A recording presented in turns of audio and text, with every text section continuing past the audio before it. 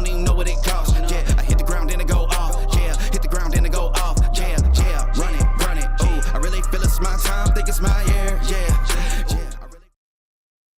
Right, good morning. Welcome to the morning show here on Stock Market TV. Spencer Israel, Steve Strazza, and JC Parets back in the saddle today. So we got the full crew back. A lot to get to, a lot to catch up on. We got to talk about just the action yesterday. Utilities got cracked. We'll talk about that. I'm sure we'll talk about rates just continuing. Oh, what is it? Like a 17?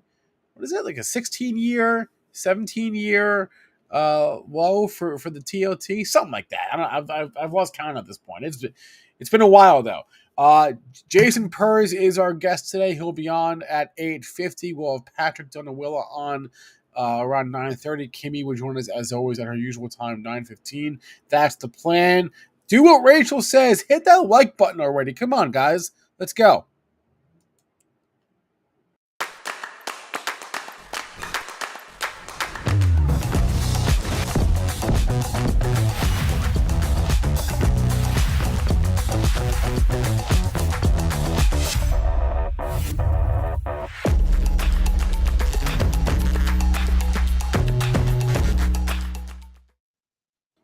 Guess who's back? Back again. So, JC's back. how was Boston or near Boston where you were? I know you love the Berkshires.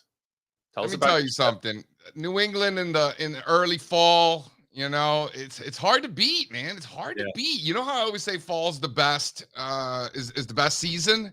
I feel like New England kind of like just accentuates that, right? It's lovely. It's lovely. You know, we did a little Berkshires, then went to Rhode Island, did a little Newport. You know, we had a nice little celebration for my niece on Sunday. It was awesome, man. Good to be with the fam. Fantastic.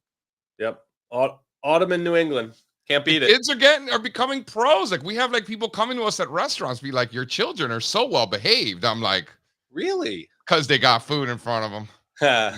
But the kids got a lot of, I mean, they're 11 months for the twins and their daughter's 3 years old. So like they've got a lot of practice at restaurants, you know, but it's funny to see other people being like telling me my kids are well behaved. I'm like, you sure about that? I don't know about all that. That's great. Yeah, man. Good to be back. Nice. Underrated New England, man. I feel like, you know, if you live in the Northeast, like you kind of know. But if you don't, I feel like you don't know. It's pretty awesome. Pretty awesome. Yeah, I mean, you and I, we talk about it all the time. You grew up in Connecticut, and I went to college in Connecticut, so we know. Yeah. And it's even better, you know, the further north you go. So like where you were in the Berkshires this time of year, it's just awesome. I was like 2 weeks early, you know, to be fair, like 2 weeks, but you know, 15, 20 days early, but still, you know, if you had to go to the Berkshires, you know, you want to do like, you know, last 10 days October. You need the trees to at least change color, right? They were already changing, but you know, later on in October, they're really changing. Go for a nice little hike. Sure. We did. I mean, hike is a strong word. It was more of like a trail, but with a 3-year-old and twins, like it was, you know, all right. Good. So big deal here. We got our monthly conference call tonight. Very excited about that. Fresh batch of monthly candlesticks. And of course, plenty of quarterly data. And, you know, what better time than the present to zoom out and help put things in perspective. I think it's very, very easy to get lost in the noise. What did utilities do yesterday? What did rates do? Let's zoom out and let's focus on what's happening bigger picture. Hit it, Spencer.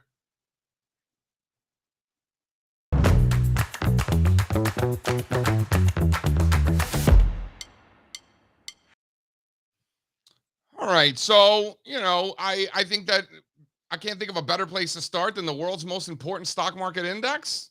You know, Fonz, you want to throw that up there? Show the kids what the Dow Jones Industrial Average is up to these days. And here we are. So close out Q3 right around 33,500. That puts us 8.4% away from a new all-time high, or, you know, a decent quarter. Really, think about that. How do you feel about that, Strazza? We're a decent quarter away from a new all-time high in the Dow Jones Industrial Average. You think when you talk to investors and you scan the Twitters and whatnot, you think people are aware that we're just a decent quarter away from a new all-time high in the world's most important index? Look at that candlestick from, what was that, October of last year? Yeah. And then we really haven't gone anywhere. That's why I love zooming out, right? Like, we ripped off the lows, really 1 month, right, into the end of the year. Everybody was talking about how the Dow was the place to be for like 2 months. And then it's been straight six months. Then it's now, dude, they led for like 1 quarter. And they led off the lows last summer. I guess. Yeah, by a long shot, because remember, the NASDAQ and TAC and growth didn't get going to the beginning of the year, remember? Right. Okay. It doesn't matter. The index is bottomed in October, though. So straight sideways most of this year, just consolidating. This thing could rip at any minute, right? Yeah. This thing can rip at any minute. That's right. Or it could go lower, right? I mean, but just either way, let's just remember we went out at Q3 just a little over 8% away from a new all-time high, which is really not that big of a deal. To continue to put these things in perspective, can you go to slide 5, Mr. Israel? Slide 5 here shows the S&P 500 getting, approaching those former highs from the end of 2021 and really failing. We're at the upper end of this range that we've been in for quite some time. The market's a mess up here. It was approaching that former resistance as we talked about so much this past summer, and struggling at a time that historically stocks are supposed to struggle. So seems pretty normal to me so far. Now, can things get dramatically worse? Of course. In fact, they probably will. It's October. That would actually be perfectly normal. The question is, do we get that ripper into the end of the year that historically, seasonally, we should see? That's the big question. Are we going to see it or not? Obviously, I have no idea. Fortunately, nobody else does either. Right? So we kind of just have to weigh the data and follow the trends as we see them. And that's the S&P 500. Now, let's take a look at some of the sector returns. If you want to throw up slide 2 there, Spencer. Energy coming in at number 1 for the third quarter. Utilities dead last once again. How do you feel about that? So you've been paying attention to this bloodbath in the bond proxy groups? Yeah. So that's what this is essentially. So the strength in energy with higher rates and the weakness in utilities with higher rates makes sense from an intermarket perspective. Listen, energy can't break out either, and real estate too struggling. Yeah, I think for similar reasons as utilities, right? There's a lot of spooky narratives about commercial real estate blowing up and all this, but I think the bottom line is you're getting 150 basis points more risk-free. I don't know why you would own them. So the same story with Staples. Staples keep struggling for those same reasons, you think? Probably, yeah, because they're just kind of like probably just throwing the baby out with the bathwater right now based on this price action. But I think if I had to put my fundamental hat on, I think Staples are a little bit safer, and I think Staples are great inflation hedges. Right? They're a little bit safer. How come nobody wants them in a market environment where theoretically money should be flowing into safe haven assets? All of these groups are simply getting re-rated, right? Similar to how growth in tech has to get re-rated when rates rise. I think that's what's happening. Utilities, the multiples are way too high on these stocks. They offer no growth and a much smaller yield than treasuries. So they're just different environment than it's been. Why don't you throw up the sector returns slide 4 here. Throw up slide 4. What we're looking at here are the equally weighted sector returns going back to when the new 52-week lows list peaked in June of last year. So if this has been a bull market, if this is a correction within whatever, regardless of what you want to call it, doesn't matter. So since essentially the market bottom, the internal low, which was June 16th of 2022, oddly enough, technology is not the best performing sector, Mr. Strazza. Everybody keeps telling me that it's a tech-driven rally and it's only tech. Well, if it's only tech, how come tech is not the best performing sector? Well, it is a tech-driven rally. Well, why are industrials the best performing sector? Industrials are doing great too. So if it's a tech-driven rally, why are industrials the best performer, and why are discretionary and energy Hold on. right behind technology in terms of performance? Well, it's just math, right? First of all, if we were to look under the surface, there's probably more tech stocks working than any sector. Industrials would be close, but it's simply because of the weightings. It's being driven by tech because they're the biggest stocks and they're doing most of the heavy lifting right now. Okay, but these are equally weighted sector returns. I'm saying if you looked at the attribution of what's driving the rallies at the index level, it's tech, right? Yeah. It has. Well, remember, it has to be because I'm saying they're so low, right? So if but tech's they're going up. but you can say if tech's going up, oh, it's because if the market's going up, oh, it's because of tech. If the market's going down, oh, market's going down because of tech. All right, so Is that let's just lazy. I think whatever, but that's not the takeaway from this chart. I think No, I know, but think about that. So if the market's going up, oh, it's because it's tech driven. Oh, market's going down. Oh, it's because tech is selling off. You know that there's all like a lot of other, just 10 other sectors. when I say the market, I'm talking about the S&P 500. I I don't know, make I the know. rules. It's not my I'm not fault. busting your balls. I'm just saying, generally speaking, in conversations, when you hear, oh, it's tech driven. Well, Yeah, 30% of the S&P is technology. Like, Right. what do you want? yeah, right. It's like no shit. I get it. Tech is holding the market back. Right? You know, Yeah. The indexes are going to go where tech stocks go, and that's just the way it is, at least for now.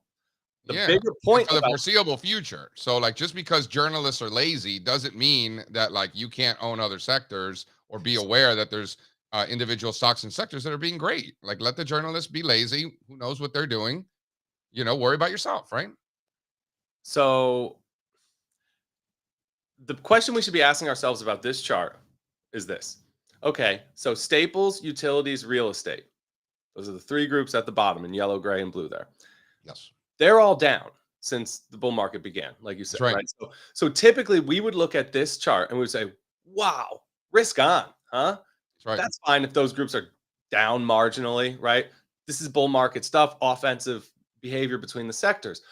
But with rates ripping, right, and rates where they are, can't you say, well, obviously these sectors are struggling. Maybe it's not that risk on information that it normally would be. No? I think it's a valid question. I asked that to Ari Wald. He said no. Wait, I said, you sure? He said, yeah. I'm like, all right. He said this is risk on. Don't overthink rates. That's right. Yeah. That's exactly what he said.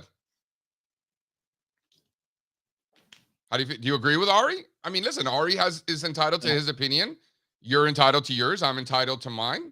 But I did specifically ask him this question because it's a valid one, and he's a smart guy whose opinion I respect. No?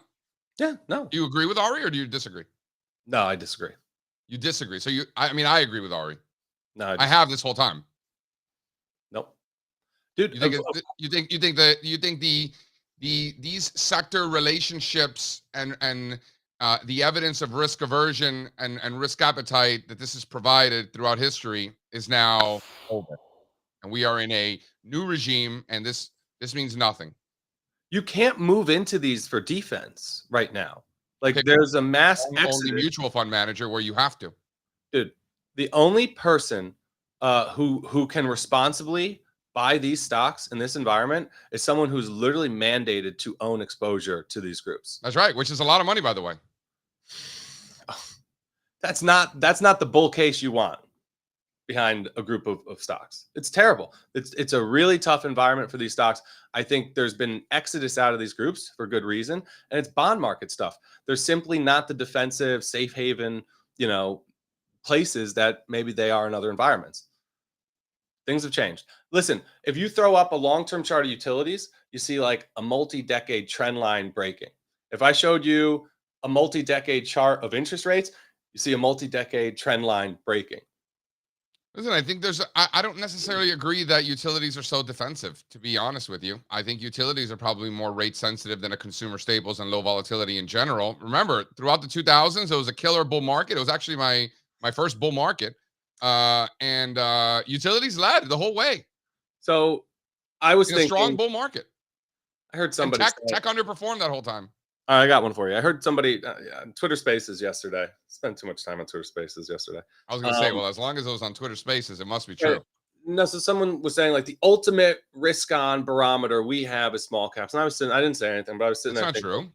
I was sitting there thinking to myself, no, it's not. Not at all. What Not would at you all. say of all of the intermarket like risk appetite indicators that we look at? What's the best one that tells you Credit like spreads. no equity market ratios, right? That tells you like green light bull market. Discretionary stables. Yeah, that would be mine too. We have a lot, but I think it's got to be discretionary, and I would maybe even say discretionary SPY. I don't know. Discretionary staples is more pure play. I'm overthinking. Like right now, I think if you look at some of those risk appetite indicators and you put utilities or staples in the denominator, it's like I said. I think this has a lot to do with where rates are, and maybe that's Because skewing. discretionary SPY is just discretionary versus tech, is it not? I mean, not extremely, but kind of, right? Yeah. You know, No, so is that a fair comparison? I think discretionary staples, to your earlier point, is more accurate. yeah, I don't know. What do you mean you don't know? You really want to use like the equal weight Russell 3000 as your denominator in a lot of these ratios. To your point, JC, if you're putting SPY or God forbid Qs in the denominator, like you said, that's a tilt towards growth, right? So naturally, a lot of things are going to struggle to outperform just the standard benchmark S&P 500 during a bull market where growth is outperforming. So I don't know. I guess we'll see. We're going to talk about it tonight on our monthly conference call. Premium members of All Star Charts, make sure you've registered if you haven't already. As always, it will be recorded and you can download the slides and they will be archived with every single conference call that we have done. And by the way, we've been doing this since 2015. Can you believe we've been doing this for 8 years? Every single conference call is there. The video, the slides, the whole thing. Back in the day, we used to do it once a month. Now we do it twice a month. I think we started doing it twice a month, like 3 years ago, maybe 4 years ago, something like that. Once a month just wasn't enough. It's so much fun, you know. We have to have more parties. Couple of questions, Spencer. If you want to come back in here, Bra Soup says CNBC is long rates right now. Well, CNBC is a like a TV network for entertainment. They're not a fund, so they're not long anything. They're long, content. They're trying to distract investors, which is their job. Good for them. They do a pretty good job at that, actually. And JC should have been a lawyer, just likes to argue. I maybe, but that's not the point, whether I like it or not. What we're doing is literally making arguments, making different cases, right? To your point, because we don't know what's actually going to happen next, right? We don't know. Nobody does. Strazza doesn't know. Spencer certainly doesn't know. Ari Wald doesn't know. Warren Buffett doesn't know, right? We have to weigh the evidence and make arguments. And by the way, I think Strazza and I historically, and we've gotten better at this over the years, we've gotten better at making the other argument. Like if we think X is going to happen, let's argue for Y, you know what I'm saying? Not Y, W-H-Y, Y like the letter Y. Yeah, I hope nobody's complaining about the argument. I think that was a great discussion that we just had. Yeah, I do too. And you know what the conclusion is? That we have no idea what Right. Well, this is how we would be talking on the phone. Hey, okay. JC, is this really defensive or is this risk on? These defensive groups falling apart? I don't know. You'd be like, don't overthink it. Wait, do you understand this question from one hole? Do you think the change/shift in funds should be accounted for when we think about defensive plays? I'm not quite sure what that means. That's a good question. And the answer is we don't know. I think no. Ari thinks no. Strazza thinks yes. What is shift in funds? Like fund flows? Like ETFs are bigger, a percentage of overall assets, right? Is that what you mean, one hole? I don't know. I don't know if you knew what that meant. Yeah, I mean that's how I imply that question. Okay. It's kind of just a shift in market dynamics, right? Oh, you know if you're referring to this shift in from mutual funds to ETFs, I mean, no, that's part of it. No, I don't know what I don't know. Yeah. Okay, we don't know what that means. Okay. Why don't we before we bring on Jason, let's do a little morning rundown. Dow futures down 160 points, S&P futures down 65 basis points, NASDAQ futures down 80 basis points, bonds down again, 30-year down 0.5%, Gold down 30 bips, silver down 60 bips, copper down 60 bips, oil flat. And then the dollar slightly higher with volatility inching higher and interest rates also inching higher. Shocker. And that is the morning futures rundown. All right, how did I do? Pretty good? Pretty good. 51. How many times did you guys do that while I was gone? I'll set the over-under at 0. No. That's not true. We did it. She's like, we did it once. We did it once. We did it once. We did it after 9:30 only. Yeah, probably. For the Strazza show? Yeah, dude, the discussion yesterday was so robust. We just didn't have time, GC. Anyway. Yesterday? Brian Shannon. Great interview. JC, you'll have to go rewatch. And Meb, also, I heard. Meb was great. That was good. That was great. We should have asked him the situation with the total assets at the ETF. That would have been a good question for Meb. That's a Meb question. Yep. Yeah. All right. Should we bring on Jason Perz? Bring him on. All right. Let's do this. Come on to Taze.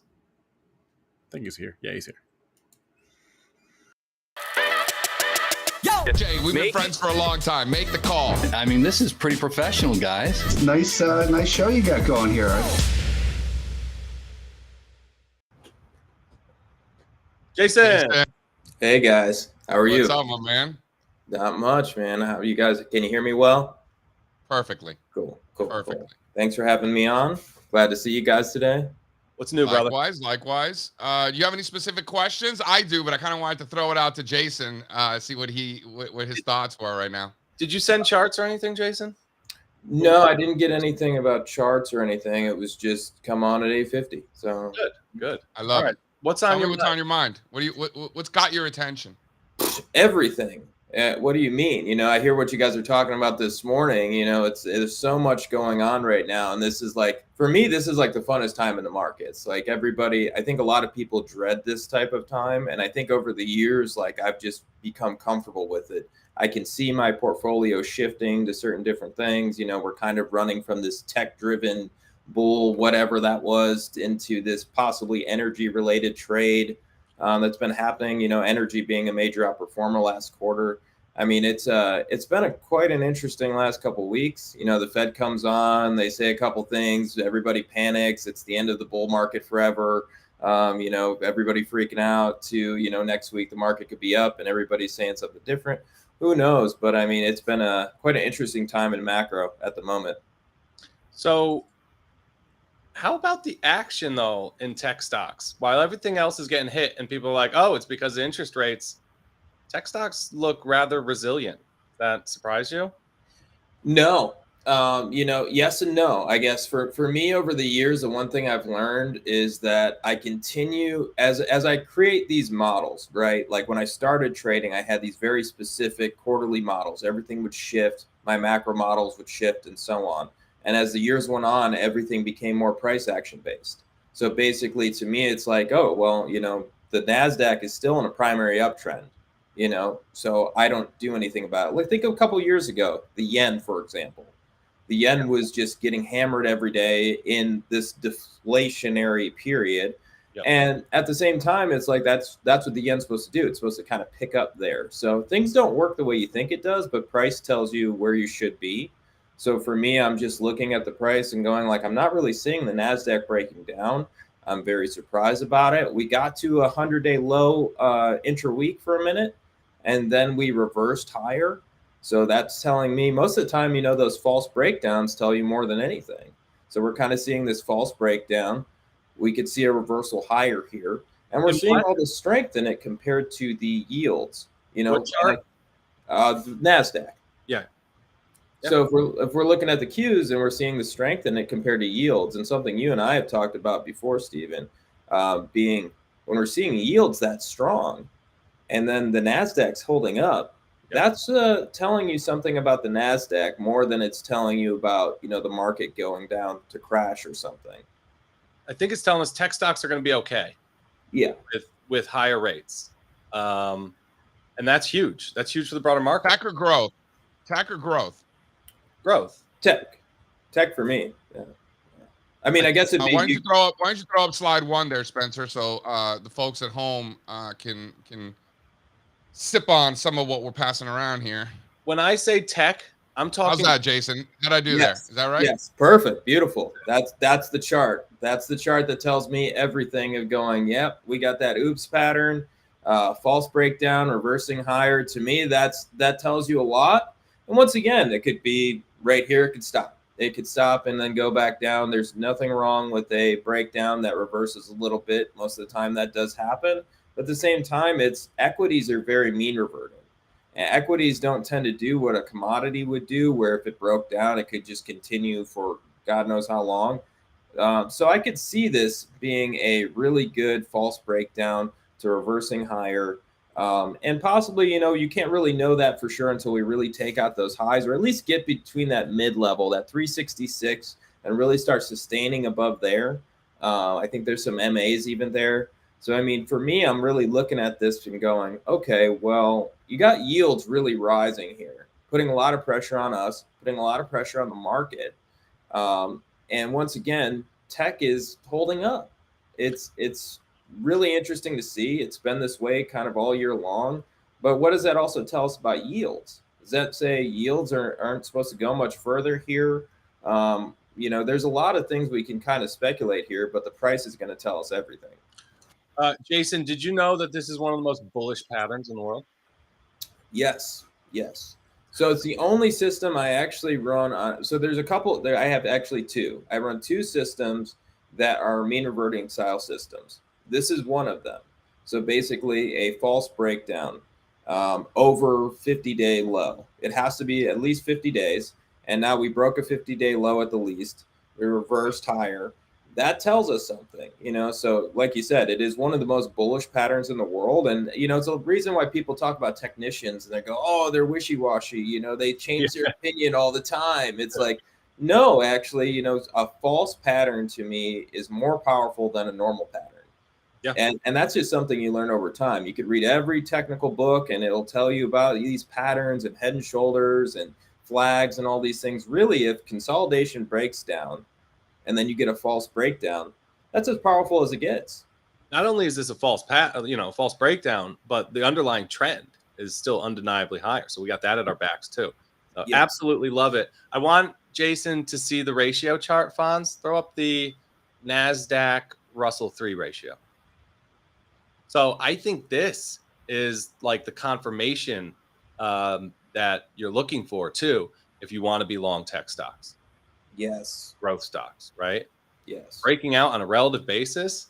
They ripped higher in 2019, 2020, then straight sideways for 3 years versus the broader market. We've been talking about how good the NASDAQ has been. It's actually been sideways, performing in line, right?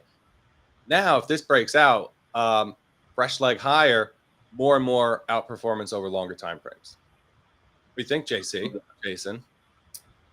I love that. I love that pattern. For me, I really love the ratio charts. That tells me where positioning, where I want to be positioned. So once again, if I'm looking at the NASDAQ to small caps, NASDAQ to the Russell 3000, and so on, it's just telling me where I want to be positioned. And right now, you always want to be in where strength is. And you guys know this as technicians, so do I. Most people kind of look at it and they don't understand it exactly. But when we're in these type of scenarios like we were in the last couple weeks, where we're in this choppy pattern or a downtrend, you want to look at where strength is. And if you see strength flowing into something, that's where you want to be. We're seeing energy showing strength. We're seeing the NASDAQ show strength. So you want to really be in these type of areas, even though that might not make sense to everybody. Sometimes the NASDAQ and energy go hand in hand, which is very odd, but it just does happen sometimes. I continue to think that energy and tech stocks could lead together. That would be such a fun environment for me too. Can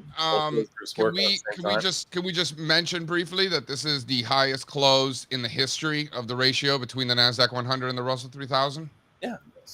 Yes. That a big deal? Well, I think, it tells you where the other ones are going. If you want to look at, Russell growth versus Russell value, tech versus S&P, right? A lot of those ratios look the same. We're all going to resolve higher. They're not going to go in different directions. This one's moving first. No, I completely agree, and it's the same thing. We want to be positioned in these strong areas, these areas of strength. As long as we're continuing to buy strength, once again, like you said, tech and energy can go up together. There's a stagflationary environment. Sometimes tech and energy, if it's not too harsh on the market, if we don't have yields too high or inflation at any crazy levels, tech and energy run together sometimes. Early 2019, even that happened. 2009-ish, that happened. 2021. Yep, 2021. Yep. So, I mean, these things do happen. So, be ready for any possibility. Just follow the price. So one of the things that I was going to say, one of the things that was standing out to me is like, okay, we're seeing what we're seeing, but is it, we haven't seen the NASDAQ falling apart. Is it a not yet? Or is it right? Because when you look at gold and silver, I remember saying, listen, I'm kind of impressed at how well they're holding up, considering real yields, what they're doing, the dollar, what they're doing. Like, I can't believe silver and gold are not completely falling apart. And then what happened?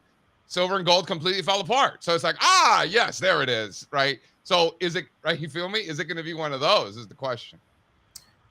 For me, of course, it's always possible, and I think, to me, I'm just going to have to take it as the trends are coming. As the trends are coming, I'm still in, the NASDAQ trade on a primary trend basis. If you're a very long-term position trader like me, it's still holding up in that sense. If I'm looking at something like gold, it stopped holding up. So, I'm just going to be out of that in that sense. But once again, can it happen? Of course it can happen.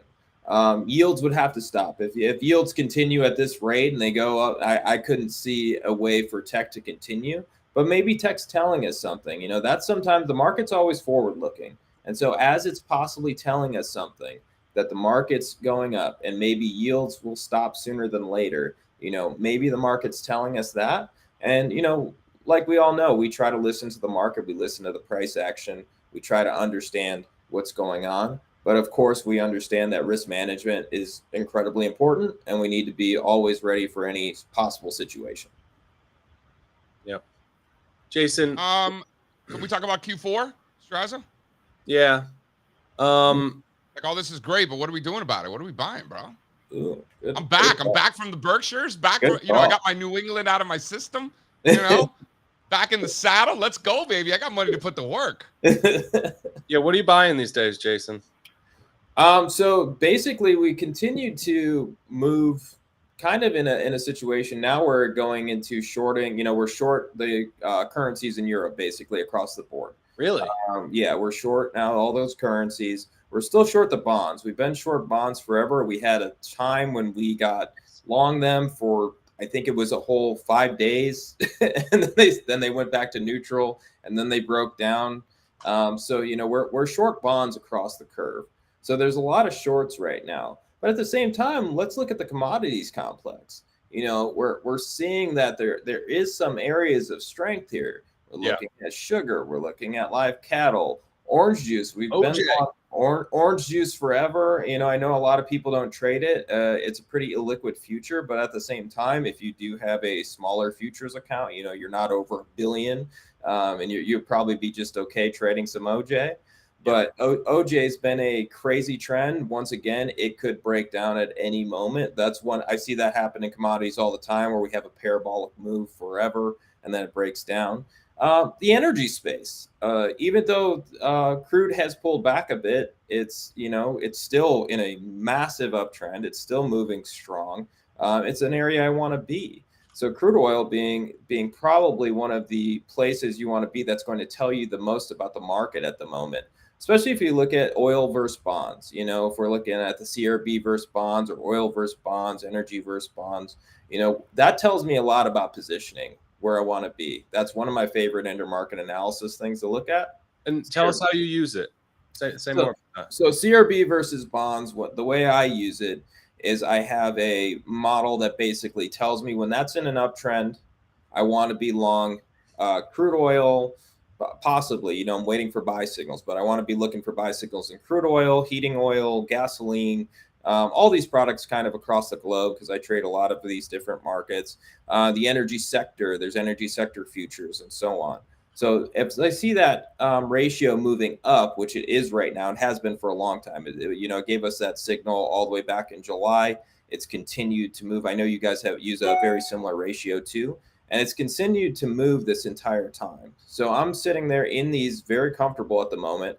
I don't want to, overreact to these little pullbacks. I'm a longer term position trader. So as I'm seeing this wobble here, I'm not gonna get into that too much. But also, if we're looking at the energy space, you're seeing that it just hit resistance. It hit resistance. It's chopping around right under resistance.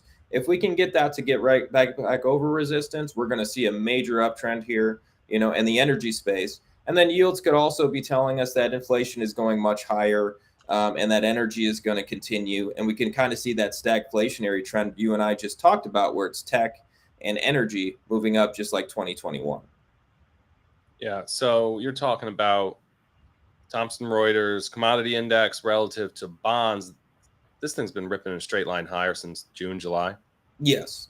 Yes.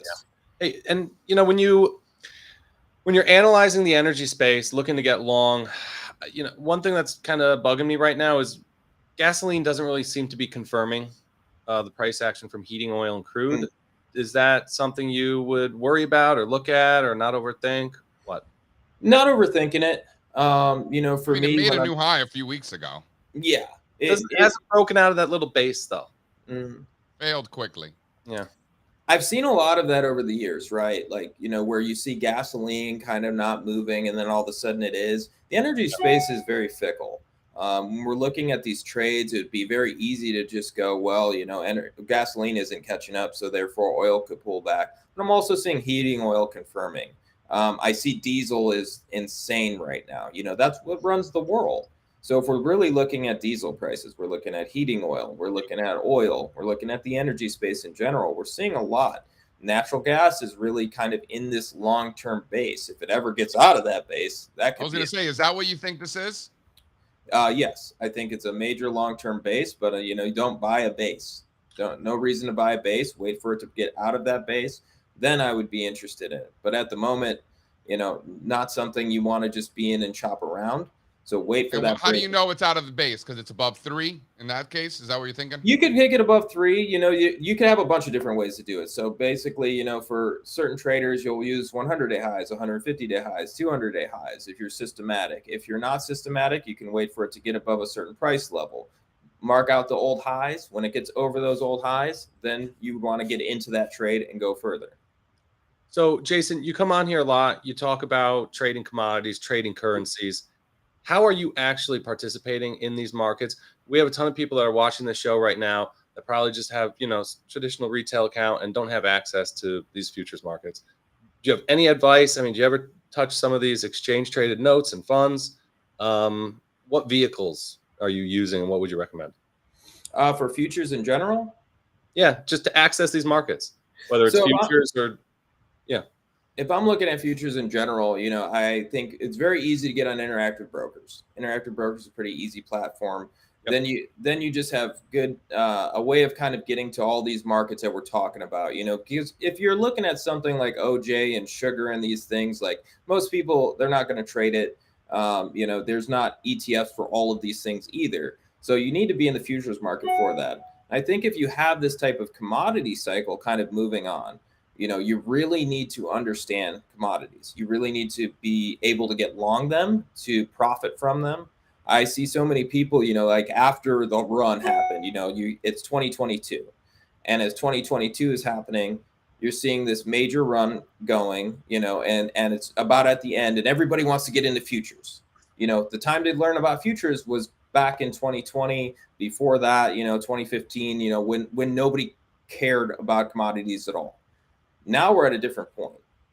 So as we're at a different point, we're just kind of going, okay, well, we want to be long commodities. How do we get into commodities? Very simple. Get on there, get the market data. It's very simple. And then you have access to all of these different products we're talking about here today. Yeah, I think that's great advice. Go get your IB account. They're the best. That's the way. Well, I don't want to crown anybody as the best. I have my opinions on a lot of things. We'll let the viewers decide. But let's just say there's plenty of ways to get access to it. Yes, there's plenty. Every time I talk to my IB rep, I'm like, you guys should pay me, and he just laughs. Strazza just likes IB because he's from Greenwich, so he feels like how he roots for like the Knicks and the Giants. Like he feels like it's one of his, right? The first office that I worked in, my first job out of college. So yeah, special place for me. Yeah. And Connecticut doesn't have the best pizza either. So just keep in mind that the Best opinions pizza, of bias. best brokers. No. Over two. Connecticut does. I will say though, before we let Jason run, best sector to be in. You can give me 2 if you want and hedge your answer, but best sector to be in till the end of the year from now. Come on. Oh, end of the year.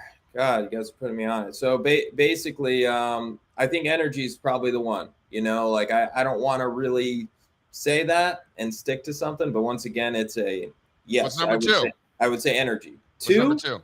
I don't have a 2. I'll take it all on one. Energy, that's it. I'd love to say the reflation trade's going to take off or the stagflation trade. I really can say with certainty that energy is the one. For What's me. the worst? Worst sector to be in to the end of the year? Utilities. Thank you. Again? Yes. Yeah. Utilities. Haven't utilities been the worst sector the last 2 quarters? You think they're going to go for the old golden sombrero? I think it'll end the year lower than everything else. I think it'll end the year. I bet the second half of the year or the last quarter in general, I think it's going to have a terrible quarter. Wow. I'm not sure if it beats everything to the downside, but it looks terrible. I would not want to buy it. I have tons of friends that are in that space going like, the fundamental investors going like, hey, are we going to time to buy utilities, right? Like, look how cheap they are. Cheap can always get cheaper. So I think that it's still not the place you want to be, and positioning looks terrible as well. I wouldn't want to be in utilities. Nobody could pay me to buy them right now. They'd have to prove a lot to me. I was literally they actually do pay you to own them. Just an FYI. Not enough. Not enough. Oh, that's great. All right, Jason, this is fun. Get him back soon, Spencer. Thanks, Jason. Thanks, guys. All right, adios. That's funny. If you were asking for the golden sombrero, I think I'm not a hockey player. Cubans don't ice skate. This is not a lot of snow or ice down there. But my understanding is a hat trick is 3, golden sombrero is 4. I thought it was a baseball terminology. No, it's a hockey. Golden sombrero is 0 for 4 with 4 strikeouts. Right. Also, right. But isn't it 4 goals? Hat trick is 3. Yeah, 4. It has to be 4 natural goals. It can't be like an empty net goal. It has to be like 4 goals where there's a goalie. Right. See, the Jersey guy. He knows way more about hockey than the Cuban. Hey, hold on. Before Kimmy, we got to talk about that. What do you think the best sector is going to be in the fourth quarter? Are you asking Spencer or me? I'm not asking Spencer. You're asking me what I think the best. I can have opinions. Okay. The best performer in Q4? Mm-hmm.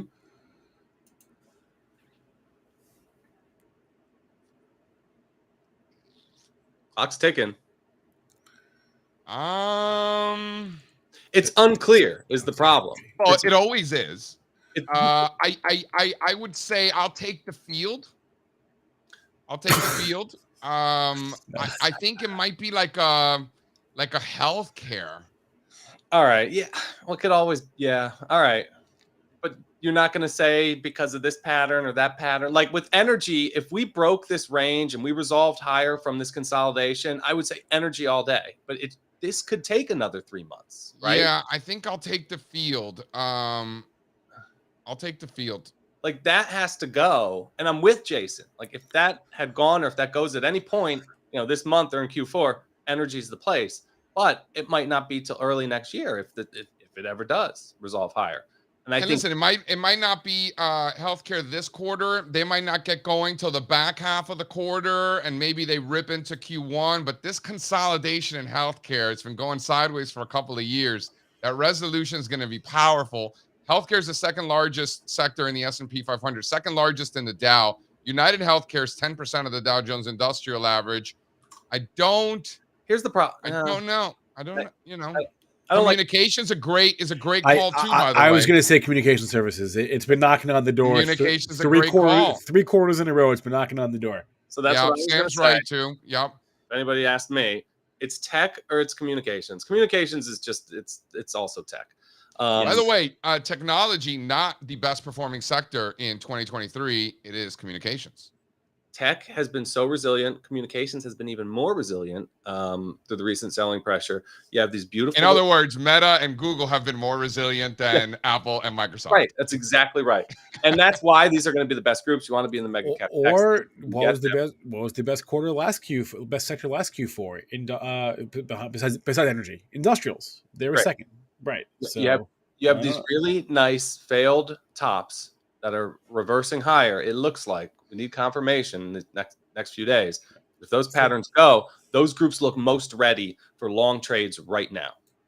You can't. I think the fact that we continue to bring up different groups that look ready to go tells you something about the underlying strength in equities post the seasonally weakest time of the year. Like, I don't know what's going to happen if we're going to have a year-end ripper, but it's certainly setting up for it. Sentiment is setting up for it. The price action has been setting up for it. I mean, the sector rotation is setting up for it. Sentiment's bad. I like when that happens. To be fair, well, you like it if you're long, not if you're short. I would really disagree, though. Right. To be fair, JC, the price action over the past 2 weeks has been awful in most sectors. Look at utilities. Look at real estate. Look at staples. Industrials. And aren't they supposed to be awful? You're saying a lot of patterns look ready. I would say no. Maybe 2 sectors. There's this button that you press that helps you zoom out, Strazza. No, I'm not talking about the last 2 weeks. Listen, I know you've been away from your desk. You got a lot of charts to catch up on. For the record, I've been away from this desk, but I have been at others, right, in different cities. All right. New England. All right, let's table this and let's see what's on Kimmy's radar today. The people need to know.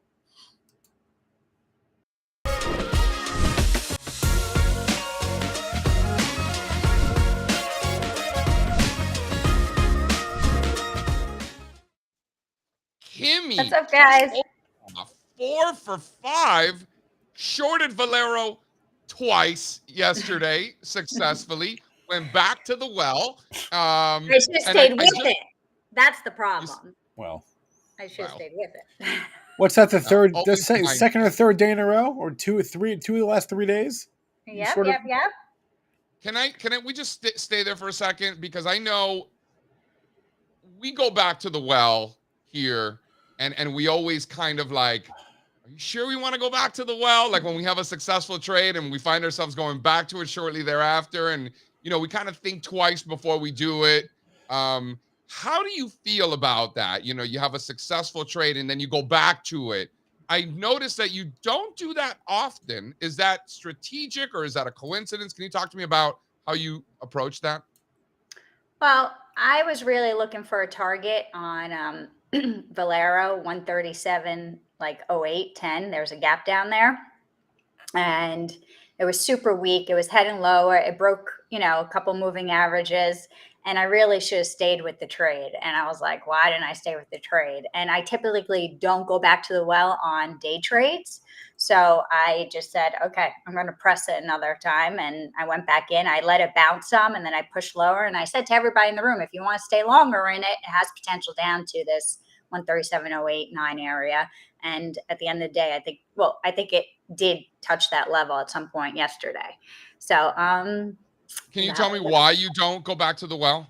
Is that what's your thought on that? Because you just don't want to, if you did well in the trade, you don't want to jinx it and say, oh no, and then you take back your profits, but this one just looked weak. I think oil's gapping down, but the market's gapping down unless it keeps changing from what the market does, Kimmy. You see, it's constantly changing.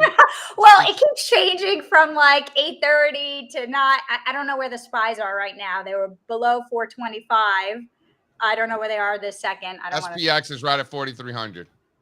Okay, so listen, this has been a painful move lower. I wish it, I'd rather just have a whoosh, get it over with. I wouldn't mind seeing the SPY, like I said, to 405, 407, 400 level down in there.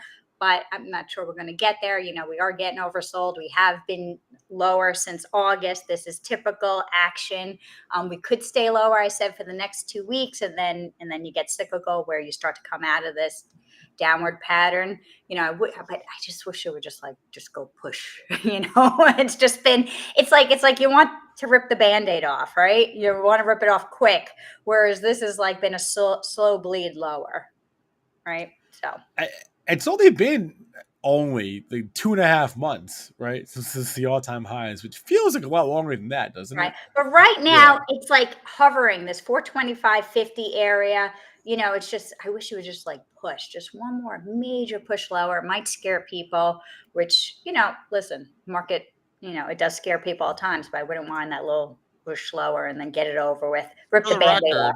For the record, next week is going to mark the 3-month point since the new 52-week highs list peaked.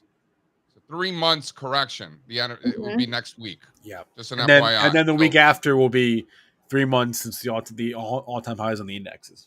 Right. And typically, I think the market starts usually typically basing around next week, like the second week in October. It depends which chart you look at. If you go back to the last 10 pre-election years, the bottom was Friday. You know, so like last Friday, the 29th.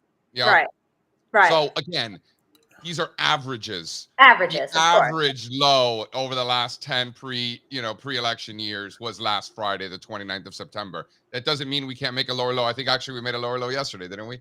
So yes. You know, so right, that's a wash, right? So the point is, it's right around this time, you know, the buy the October dip, buy in October and get yourself sober. Like that is sort of, you know, historically, you know, how the market behaves. I guess we'll see, but you can't ignore that the market has behaved so tightly with historical norms. It's sort of like absurd at just how normal this market behavior has been.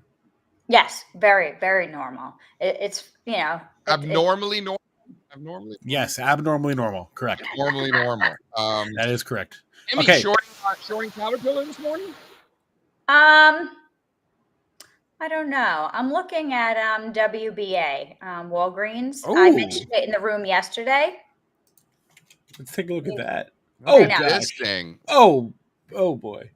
So I mentioned it in the room yesterday. So I had it on my radar. I had it way down below, and I was getting alerts at like 22 something. I don't know what that rip was for on Friday. Not sure why, but I'm going to watch it. Listen, it could head back down to the lows. I'm just going to watch it, see how it handles this 22.45 area, see if it could pop towards 23, maybe 23.50 or so.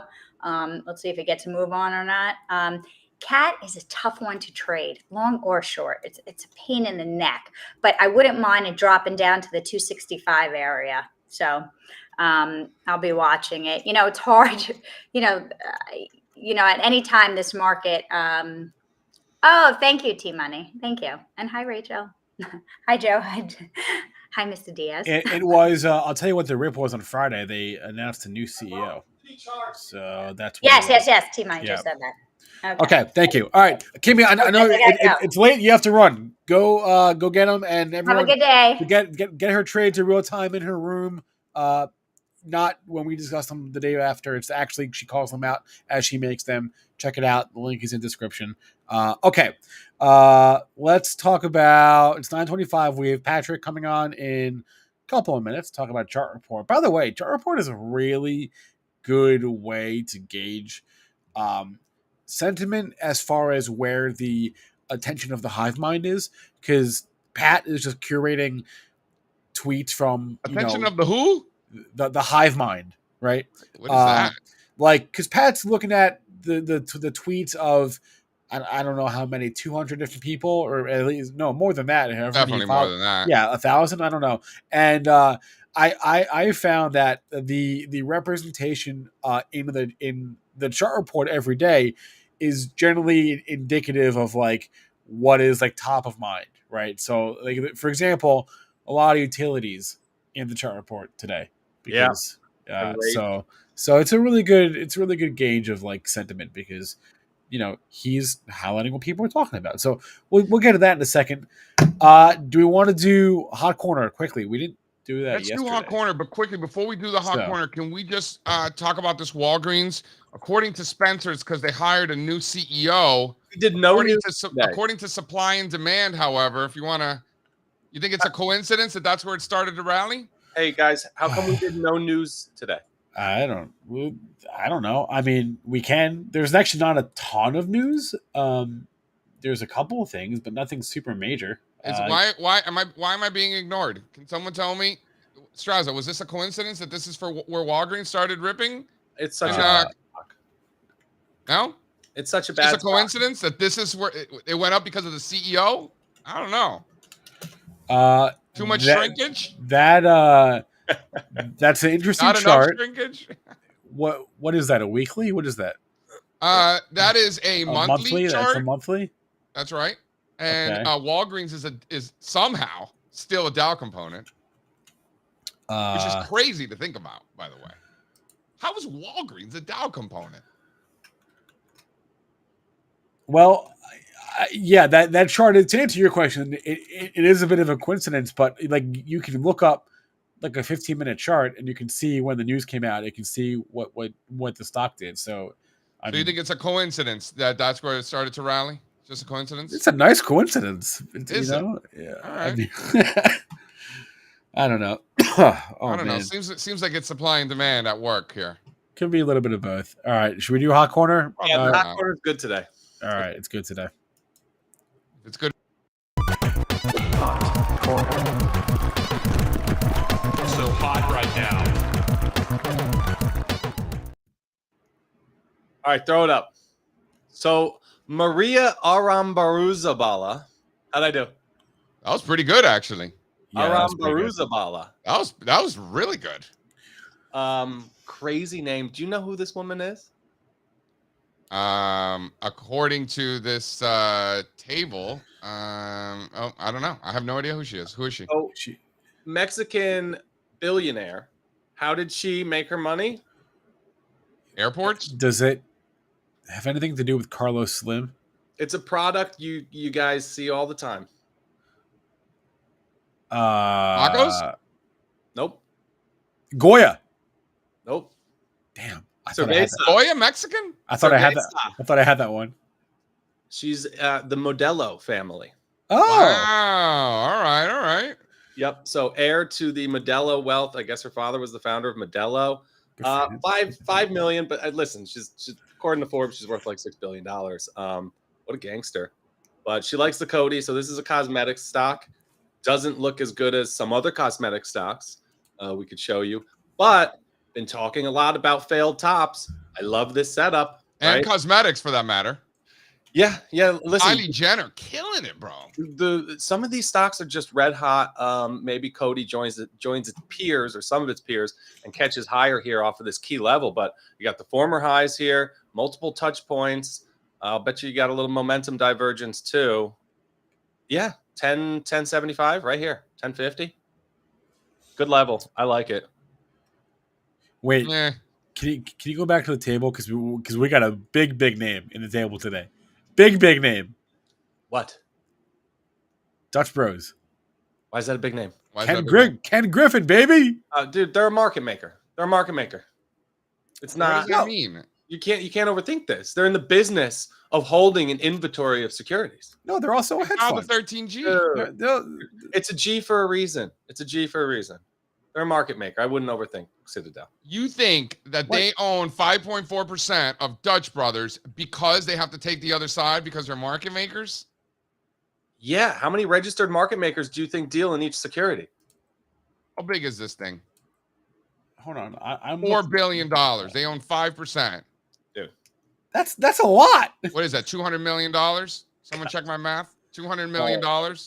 That's a lot for Citadel? No, it's not. No, it's really. A lot of the company. So you think it's just a coincidence that they hit that threshold because of their market making situation and they had to file legally? I think it's not at all a coincidence. It's just the nature of the business that they do every day. So yeah, you're gonna see Citadel on here all the time. And why is it still on the list? All right, maybe that's a better question because people get excited. Look at Spencer's reaction. Spencer's very Well, yeah. excited. He also has a hedge fund. Citadel is also a hedge fund. All right, can we talk about non-market makers here? Stephen Cohen filing 13G here for a biotechnology company. Is that okay? That's a big deal. You know, yeah, and they never really filed. They never filed Ds either. You'll never see a D from SAC. I think they might have done it once with like Build-A-Bear like 4 years ago, and it was a weird situation. They mucked it up. So anyway, they're almost always passive. How refreshing is it, you know, to have a hedge fund manager like Steve Cohen, who just shuts his mouth and does his thing and doesn't show up on Delivering Alpha and talking crap about other hedge fund managers and talking about how the world's going to end and scaring everybody about China and inflation. How nice is it that he just kind of shuts his mouth and does his thing, worries about himself, owns the Mets? Hold on. What is Delivering Alpha? These hedge fund guys, they've been on TV. Don't worry about it. Don't worry about it. Don't worry about it. What do you mean? Is that like a website? No, it's the CNBC conference. They're all on TV scaring people the past few days. Oh, is that going on right now? Yeah, it just ended. Oh. Yeah. So I'm just saying. I thought it was like a newsletter or something. It's a pretty good name for a newsletter. Whatever. But Steve Cohen doesn't do that. Delivering Alpha was like a website, like with all these contributors. That's Seeking Alpha. But tomato, potato, whatever. I knew it sounded familiar. Yeah, that's right. CNBC puts on conferences now? It's been a thing for a long time. Oh. What? They never invited you? JC's like, I never got my invite. I thought they were a TV channel. Yeah, they do the thing. Wapner interviews everybody. Well, they have a website. Wapner, I ran into him, and he was telling me that on the way to the conference that we were at, he swung by Denver to go to the Broncos game, and then he went to the Colorado game where they beat Colorado State. He went to both those games just because it was on the way to California. I was like, wow, it's very aggressive, but I like it. Yeah, I like Scott. Good egg. All right, I'm looking through. I'm looking through the news this morning. There really isn't much, honestly. There's not a lot going on the news front today. We did have a few Ethereum futures ETFs launched yesterday, so that's exciting because the Bitcoin futures ETF has about $1 billion in assets, so it's not nothing. So we have a few of those now. If you care about Ethereum futures, or if you don't want to go on the crypto exchanges and buy crypto that way, you can buy a ETF based on futures based on Ethereum if you'd like. There is 1, 2, 3, 4. There's six ETFs that just launched. Yeah, what's wrong? So the tickers are. And I don't know which of I think one of these is the largest. I'm not sure which one. There's EFUT, EFUT. I think that might be the largest one already by assets. That's from VanEck. EFUT. There's let's see, Beth, BETH. There's BETE. They're all, it's the same. It's alphabet soup, right? They're all kind of similar symbols. There's EETH. And this is good for a lot of funds with like mandates that can't just go onto, the blockchain and buy it like the rest of us, like that. It opens it up. And also like tax deferred vehicles can't do that either. Now they could use these vehicles. Like there's a real reason for these things. Yep. BTOP, BTOP, and AETH. How come so many? Do we need all these? It's because they've all been sort of piling up in line, waiting for the SEC to let them through the door, and then they let them all through the door at the same time. So how many? Right? Like 4 or 5 of them? There's like 6. Yeah. This is ridiculous. I think EFUT. Yeah, we don't. And then, so what's the cheapest one? The cheapest one is EFUT. EFUT. That's the VanEck. How much does it cost? 66 basis points. And the others? They're all like 85 or 95. The other boutique firms that launched theirs, it was on hopes to enter the market first and then get acquired by one of the big guys. Yeah, basically. Yep. Is there a lot of consolidation among? I guess that's a stupid question. I guess they have, because didn't State Street get bought out by like iShares or? No. State Street swallows up other smaller ones. Yeah, they're huge. Who owns iShares? BlackRock bought iShares. BlackRock bought it for a nickel from Barclays. What's the saying? They bought it for a dream. What? There's definitely a saying. Cup of coffee? I don't know. Whatever. The saying Anyway, is, you don't know it. I don't know it. You need to BlackRock. brush up on your sayings. Clearly, BlackRock nobody says it. No. Someone in the chat will know. They'll help me out. Anyway, yeah, State Street, BlackRock, and Vanguard are the big three. There's like a tier below them that's like Schwab, Fidelity, and then you get like Van Eck in there as well. But yeah, there's a lot of issuers, more than you would think out there. Should we launch? Jason got before a song. They bought it for a song. Thank you, Jason. Well, which song? I was talking. Doesn't matter. They bought it for a song. Should Strazza and me launch an ETF? Turn our young aristocrats into an ETF? No, you would hate that. That's what I tell them. I really think for a 1% fee, I think you would. Sounds terrible. We should just turn it into an LP and do it 2 and 20. Yeah. 3.5 and 50. I like 3.5 and 50 better. I feel like we would. But for a dividend, high expense ratios for a dividend, that wouldn't work. Sounds like a shitty business. I feel like we would regret it. We would be like, why did we do this? It's just such a bad. I think if you're not going to go 2 and 20, it's not worth it. That's how I see it. Why are you laughing? No, he's not wrong. Yeah, you and everyone else on Wall Street think of the same thing, probably. But yeah, it's market forces are what they are. We can't help that ETFs are cheap. That makes them great. That's part of the reason we're laughing and saying it's a bad idea. It's a crowded space to be in. Well, yeah, it's a bigger pool. How about that, guys? JC with more. All right, I don't know. Enough on that. How about this price action overseas? So, as U.S. stocks are trying to find their footing internationally, things aren't stopping. Just looking worse and worse. Really, Japan's been the leader recently, and they're breaking down. Nikkei 225 is breaking down from a nasty top, and there's just a lot of tops everywhere in developed overseas markets. So, I'm trying to pull up a chart of Nikkei right now. Somebody could help me. I got a lot of tickers for Nikkei on Optima. 1,000 tickers? You know how they have every futures contract from the last 20 years that you got to... It's NI. It's the Nikkei 225. NI. There's no volume spot, though. Oh, yeah, there is. It's NI, not to be confused with NiSource, which, speaking of getting destroyed, this thing's got crushed. Yeah, I don't know. All right, should I bring on? Yeah, Pat? bring them on. All right. What do you think about this?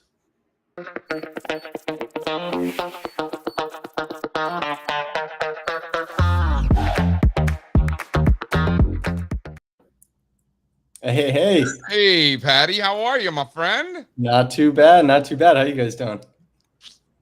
Pretty good. Back in the saddle after a few days in New England. It was lovely. Okay. Where in New England? A little Newport, little Berkshires, a little South Mass, Southeast Mass, south of Boston, bopped around a little, Shipping up to Boston. Yeah, it was nice. It was lovely. But good to be back. Why don't we take a look at yesterday's chart report? I really liked the Alfonso seasonal chart here, looking for that turn. Oh, yeah. The seasonality for the S&P 500 turning positive now in October as we are entering the most bullish time of the year. Yeah, and it really came around like clockwork. July 31st, we hit our last 52-week high. August rolls in, the weakness rolls in. And so, do we keep following that seasonal pattern? If so, this would be around the time. I think it's mid-October or towards the end. That seasonality chart in the bottom, that shows the intra-month performance of October. I want to remind Alfonso just to make the font a little bigger there, but I'll tell him that later. I like your style, Pat. I feel like I have to say that all the time. You want to make it pop, Yeah, you told me that a long time ago. Also, can we throw up the last chart there from Gunjan Banerjee? How about that? I really like that. I tweeted this out last week. You know, can we just talk about that QE right around the birth of Christ there? Yeah, I saw this too. It was funny. There are some serious sentiment signals out there, and I'm just wondering, like, what you guys are making of all of it. Like, JC, what's your read on sentiment as far as yields and bonds go right now? I mean, if your bond charts don't go back to 3000 BC, like, are you even trying? Are you even trying? I mean, No. you know. No, you're not. Yeah. Zoom out whenever in doubt. At least a few thousand years. I definitely learned about this in Hebrew school. Yeah, I remember. We had a whole lesson on this. This is the worst chart I've ever seen.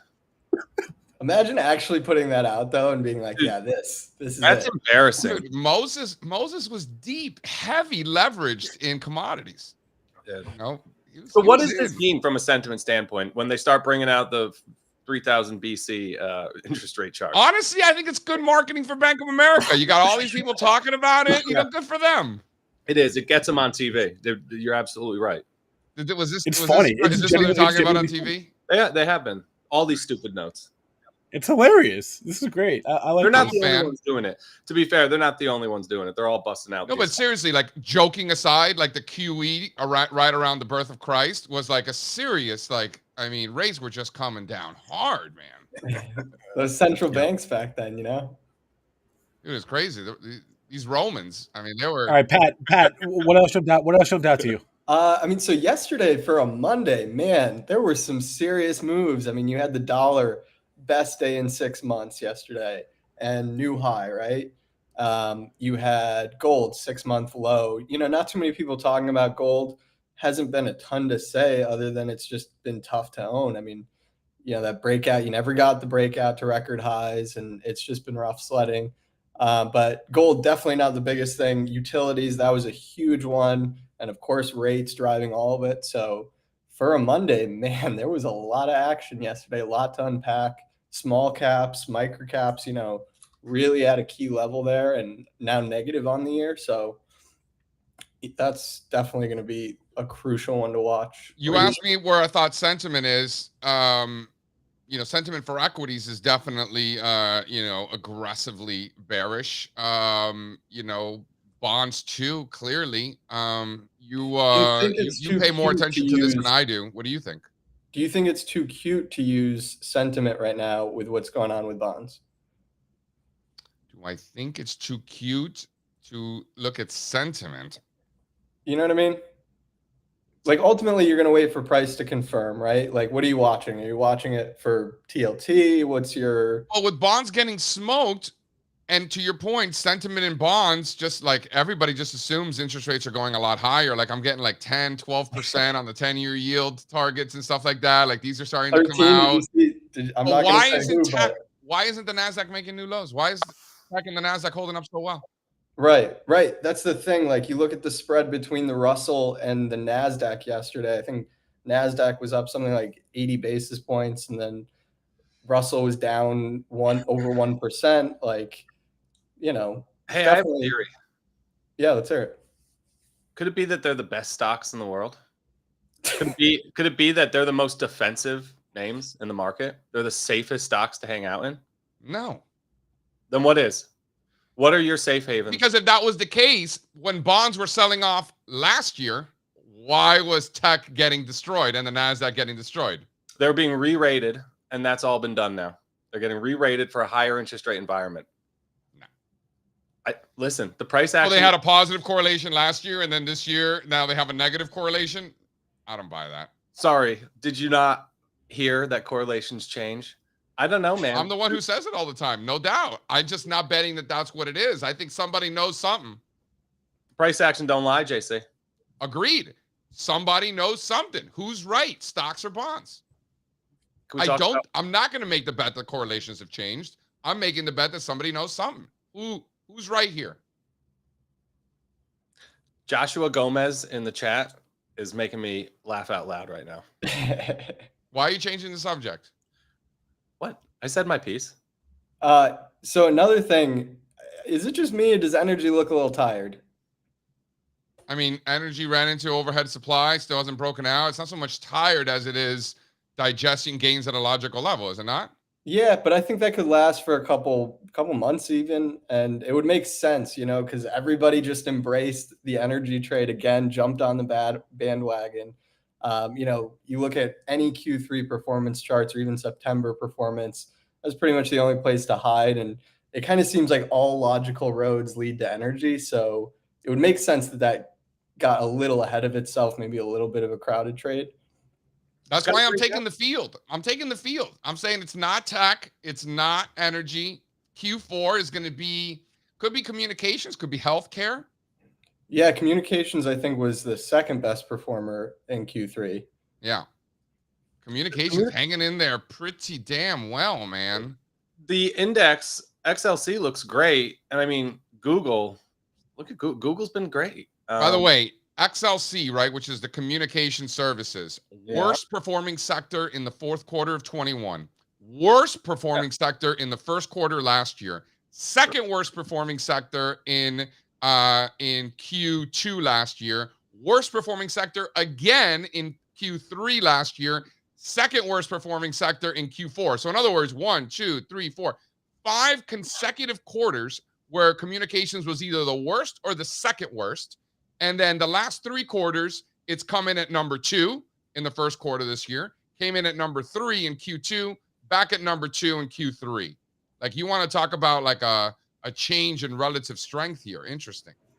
Brett Conrad brings up a great question. Who will be the worst performer? That was the question I asked earlier. Thanks for joining us, Brett. We get going around 8:30 normally. Easy. He's a West Coast guy, isn't he? Love him. I don't know who's the worst. I mean, Jason said utilities. Let's go around the horn here. Strazza, worst performing sector in Q4.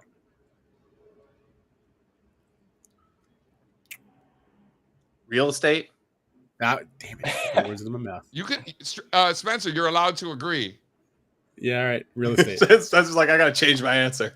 No, I thought about it, but no. Yeah. Those groups, fresh breakdowns, man. Doesn't look good. Yeah. Patty, worst performing I think sector you got to in go Q4. with utilities or REITs, real estate. What about staples? They keep sucking. Why can't they just continue to go lower? Staples do suck, but I'm seeing little whispers here and there about the leading economic indicators not being so hot. So, by the way, one of my favorite oxymorons, leading economic indicators. One of my favorite. Yeah. Anyway, the point I was nobody making actually believes that they're leading, right? Some people do. No, they don't. If the economy does actually start to contract a little bit, that would theoretically be better for staples. But I got a question here. So we're talking about defensives potentially underperforming here, right? And like with utilities, usually utility underperformance, we should see that and be like, that's good for the broader market, risk appetite, right? That doesn't seem like what's going on here and what's driving. But that's not true at all. Utilities outperformed in the 2000s in a raging bull market. They outperformed off the 03-07 bull market. Okay. Utilities led the whole way. Okay. Wasn't the best bull market. It was a side. Okay, so I guess I'm asking this. It wasn't the best bull market. It was pretty freaking good, man. That was a sideways. That was a range bound market when you zoomed out on that chart. Are you crazy, bro? I was there. It was very aggressive. Is there any case to be made that the relative weakness from these defensive sectors, even though it's being driven by rates, is there a case to be made that that's still a bullish? Yeah, I've been making that case. Also, Patrick, I'm still making it. Thanks for waking up and joining us. Talked about this for 15 minutes this morning. Yes. You and Brett Conrad must have been doing yoga together this morning. That's exactly right. Yeah, no, listen, I'm still making the argument that is evidence of risk appetite, and if the world was about to fall apart, you would be seeing a relative bid in staples, and you are not. We will smother this topic on Twitter Spaces today, Pat. Yeah, no, I mean, there's a lot of good questions out there. I certainly don't have all the answers, so. We got in the low volatility in general just continues to struggle, man. Just continues to struggle. It's just I'm not betting that is a bond thing only, Okay, and that that's we a good should point. treat that as bearish for equities. I'm not. Throw up my chart from Twitter, Fonz, of XLU, XLRE, and TNX. No, it's look at this. This has nothing to do with bonds, huh? Nothing to do with it. No, I think That this is a great chart. As I said earlier, I think that this does have to do with bonds. I'm talking about consumer staples. Okay. So yes, I would agree. These are bond proxies. Agreed. Yeah, that's right. By the way, when utilities, when I mentioned before that utilities were outperforming in the 2000s, interest rates were falling. So yes, to your point, I think it's more of a bond proxy than a risk on, risk off. And yes, Riley in the house. Speaking of the West Coast, I agree. This is a very Wait, good but chart. what were utilities doing in 3000 BC? You don't have the chart. No, man, the aqueducts. You know, they were building these aqueducts, and the Roman Empire, which I think about constantly, by the way. Utilities were the place to be, bro.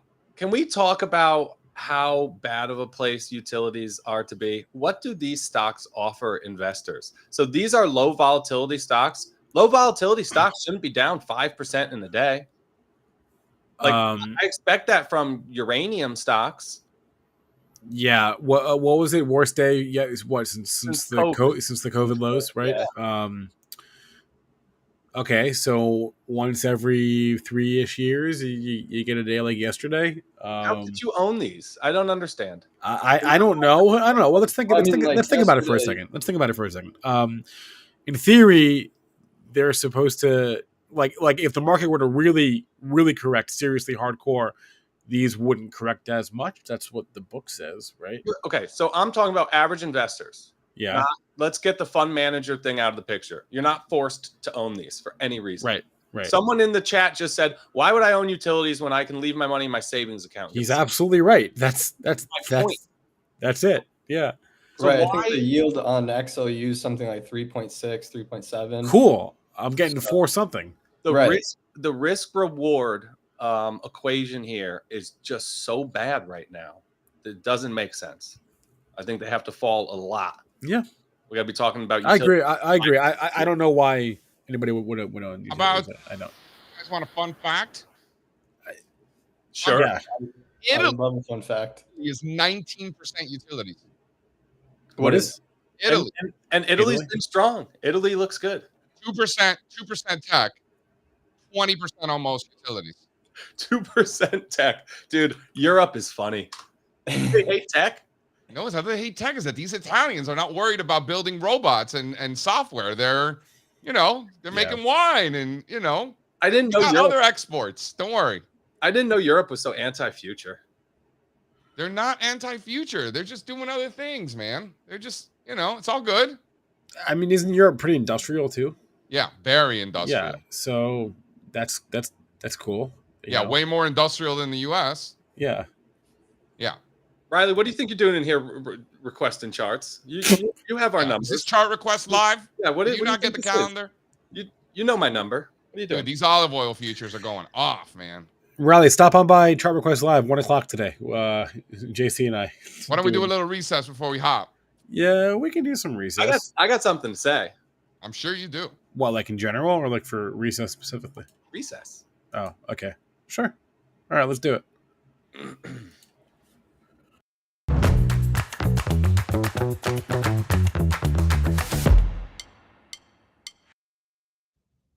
Okay, let me just say, it is so dangerous. Don't get caught up in this inflation narrative, right? You all have that neighbor or friend who's like, can you believe what I paid for a gallon of milk today? Don't be that guy, right? Look at what just happened to Jimmy Butler. He's lost his damn mind. Last week, he was on the TikTok talking about gasoline prices. Now he's showing up to a press conference dressed as a girl. I think he's lost it, JC. Are you worried about the heat this year? Some of us pay attention to what's happening, and he does this every year. Last year, he had like dreadlocks. He does this every year. He's just trolling the NBA. Because then they show that picture like 3 months from now when he got a regular haircut, and that one is still there that they're showing. He's Okay. just trolling the media. I'm just worried about him mentally. I don't know what's going on. No, he's just All he's hilarious. I thought the inflation got to him. No, he's just funny. Okay. Yeah. He looks The crazy. inflation got to him. I just want to reiterate a point that I made a few months ago. The Thule is unbelievable. 22 cubic feet of space that you are adding to your vehicle with the Thule. I have the largest one. I don't know if it's XL or double XL. I don't know. It's the biggest one you can get. Honestly, man, it's so good. You know, it's especially if you have a third child. If you got 2 kids, it's like, are you even a parent yet? You know what I mean? When you got 3 kids and you got the shit show that I have, let me tell you, when you're going on a road trip, the Thule up on top, it makes everything so much more comfortable, gives you so much more. 22 cubic feet, underrated. So you put the kids in the Thule, or sometimes I feel like I want to. Sometimes.